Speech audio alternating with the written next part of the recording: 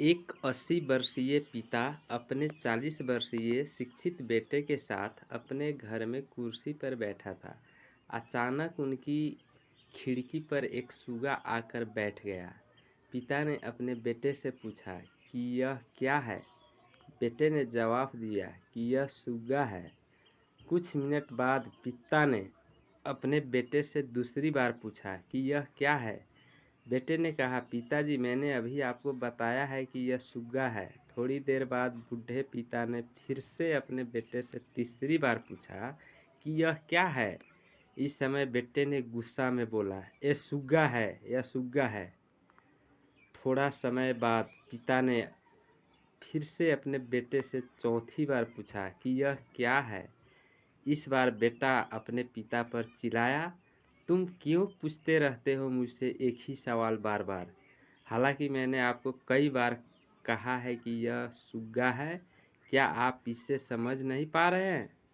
थोड़ी देर बाद पिता अपने कमरे में गए और एक पुरानी फटी हुई डायरी के साथ वापस आए, जिसे उन्होंने अपने समय से काफ़ी जतन करके रखा था। उस डायरी में उनके जीवन के कई यादगार पल लिखे हुए थे। डायरी का एक पन्ना खोला। पिता ने अपने बेटे को उस पन्ने को पढ़ने के लिए कहा। जब बेटे ने उसे पढ़ा तो डायरी में निम्नलिखित शब्द लिखे थे, आज मेरा 3 साल का छोटा बेटा मेरे साथ कुर्सी पर बैठा था। जब एक सूगा खिड़की पर आकर बैठा, तब मेरे बेटे ने मुझसे 23 बार पूछा कि यह क्या है, और मैंने उसे 23 बार जवाब दिया कि यह एक सूगा है। मैंने उसे प्यार से गले लगाया। हर बार उसने मुझसे एक ही सवाल बार बार पूछा और 23 बार मुझे बिल्कुल भी गुस्सा नहीं आया, बल्कि मुझे लगा मेरा बच्चा कितना मासूम है और मुझे उस पर अधिक स्नेह है। फिर पिता ने कहा कि एक ही सवाल का 23 बार जवाब देने में मुझे कोई गुस्सा नहीं आया था, और आज जब मैंने अपने बेटे से वही सवाल पूछा तो बेटा सिर्फ 4 बार में ही चिढ़ गया और नाराज हो गया। यह सुनकर बेटे का सिर शर्म से झुक गया।